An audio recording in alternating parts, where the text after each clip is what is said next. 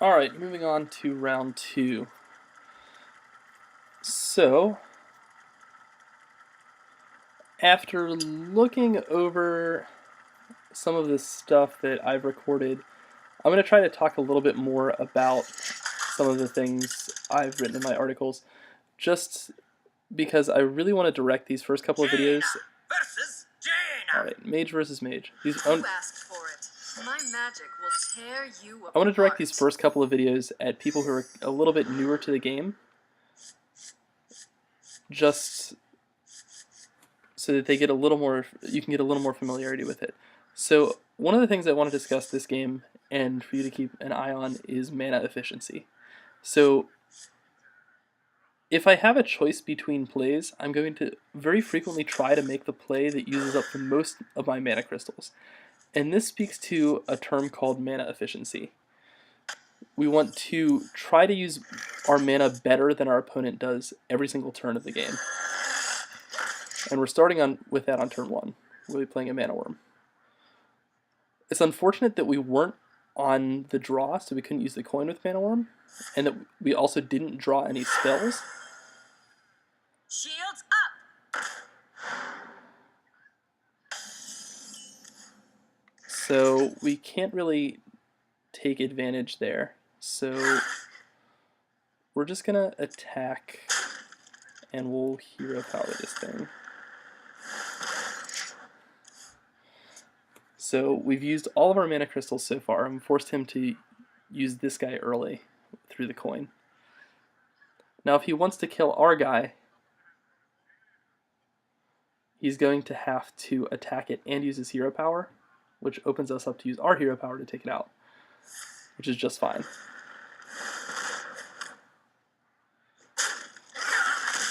And again, with me believing that tempo is the most important thing in this game rather than card advantage, I'd rather just have the Harvest Golem in play and force him to use his hero power to do something about it, rather than wait around and try to pick him apart with the hero power. I think it would be a mistake to do that. Next turn we have Brewmaster, which will be pretty good if he leaves his 2/1 open. We can just attack it with our Harvest Golem and then return our Harvest Golem, and be prepared to redeploy it next turn. I wonder. So. Do you like to play with fire? Interesting. Wild Pyromancer is quite good. I think we're actually going to kill that, because it makes it too easy to trade for Ancient Brewmaster.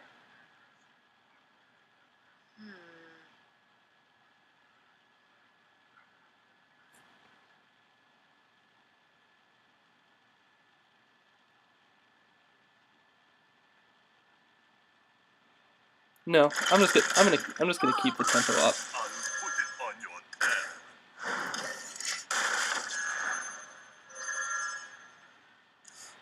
If he wants to trade his turn by attacking with Wild Pyromancer, we have a lot of good plays. We can go 5 Darkscale Healer, 6 Boulder Fist Ogre, 7 Flame Strike, and we'll be firmly in the driver's seat.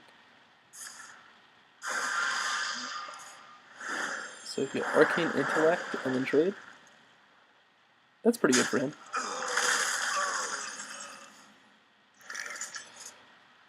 I think we're going to save our Darkscale Healer now that we've drawn these cards. So again, Darkscale Healer would have been the best possible play, except for the fact that we drew 2 minions which use up all of our mana crystals. So, continuing to put pressure on him, we're still in the driver's seat. He's going to have to dethrone us somehow. Usually that occurs by him being the first person to Flame Strike.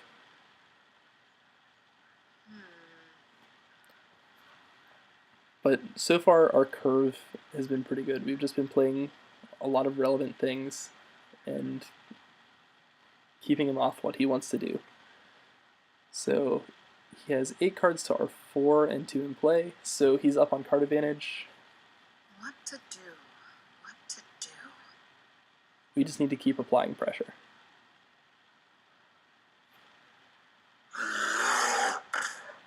Firing for Grizzly is fine. Someday I'll be just like you. That's also fine. So we will just trade our things and play a Boulder Fist Ogre. No reason not to.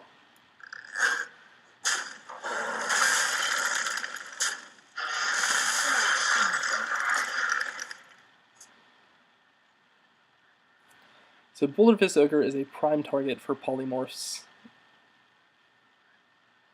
and or Fireball plus Hero Power. I'm assuming he has at least one of these, which is going to take out our Boulder Fist.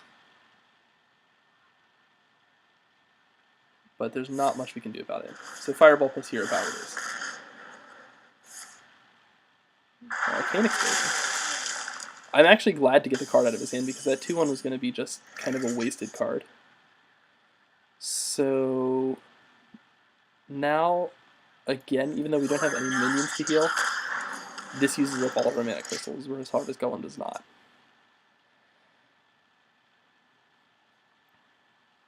So now we're just going to hope to manage his... If he plays big minions, we're going to manage them one at a time. If he plays a wave of minions, we're going to Flame Strike. Pretty simple strategy. I'm actually very glad he spent that Arcane Explosion. It was not really a great use of Arcane Explosion. Usually that card's best when it's boosted by some type of spell power minion. That should be pretty obvious, but I see people running it a lot, and I've never been really impressed by it. I wonder. So he'll Fireball that. So we're in a Fireball battle. Hopefully we just draw another minion to continue to put pressure on. And he played a waste of a card that doesn't do anything. So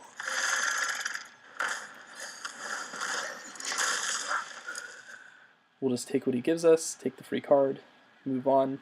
This looks like it's going to be kind of a grind, which is unfortunate because he got off the Arcane Intellect, which drew him extra cards. I'm ready. I'm not ready. Okay, Ogre Magi is fine. Shields up! Not worried about that. This seems like a good board to Flame Strike away. Ooh, Cone of Cold. Yeah, there's no reason to not Flame Strike here.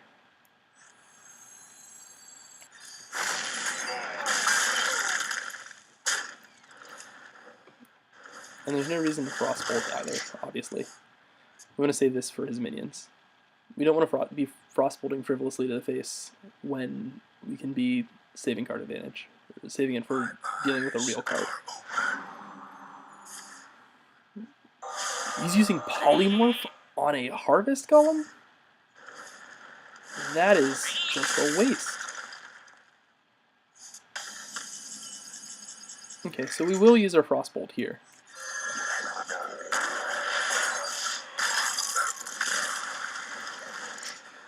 Just because we're now up on cards on him.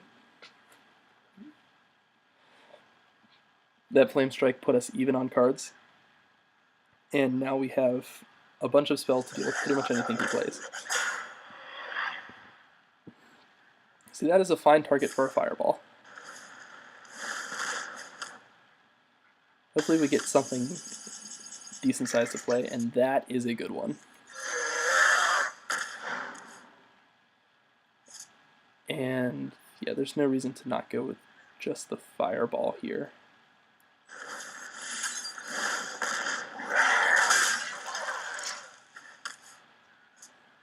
So now we're probably going to get Flame Strike plus Hero Powered.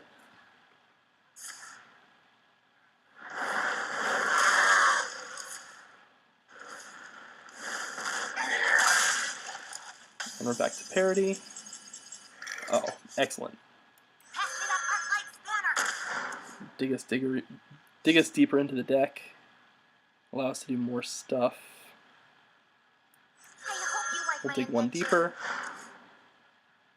And Twilight Drake is not going to get better than it is right now. The question is, do we want to play Imp Master, which is worse against his hero power, or do we want to play Twilight Drake, which applies more pressure? I think we'll play the Drake. If he has another Flame Strike, so be it. We only used one card.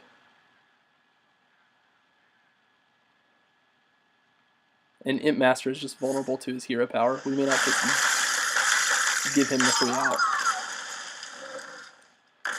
Silverback Patriarch, not worried.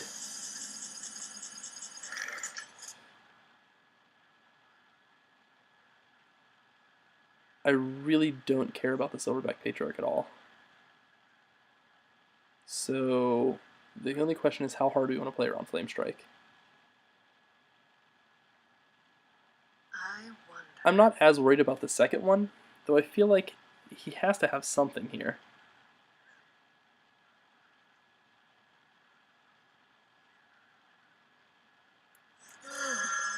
You gotta be kidding me! We'll deal the damage to the Patriarch, because it gives us more options with our Crown of Cold.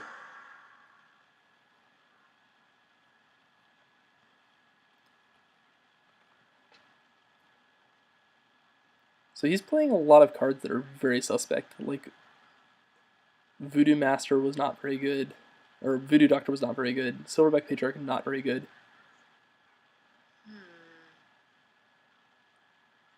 But with mages, sometimes Flame Strike is enough, no matter how good or bad you are at the game.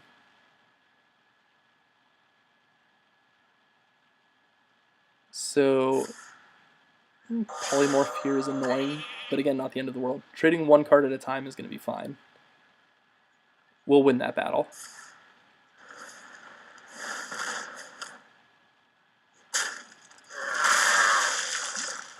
Acidic Swamp Ooze, fine. Wolf Rider is bad here, obviously, because it just dies to his hero power. So we'll save it to deal 3 damage to something at some point. And until then, we'll just keep making imps that he'll eat and dealing him 3 damage at a time.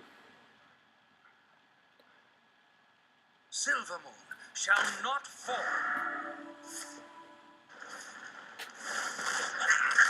What we lose to here... Oh, that's just excellent.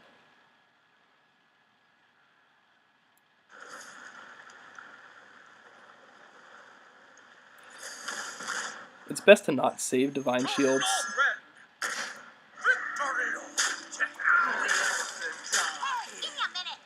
It's best to not save Divine Shields against Mage, they're just too easy to remove.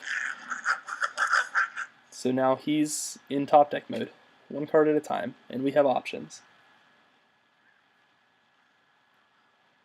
So he could Flame Strike or do another Blizzard or something.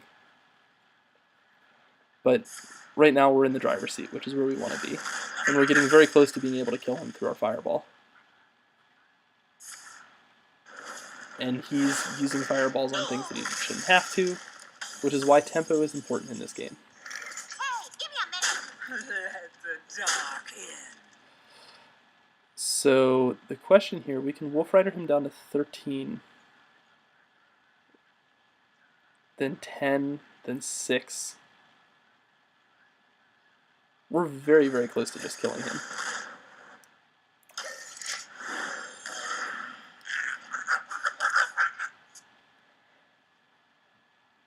In fact, it may have been right to just Wolf Rider the face that turn.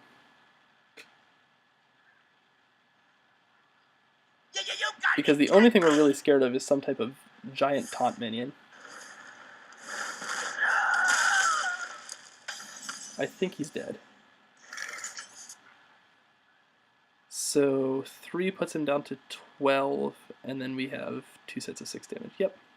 Hey, give me a minute.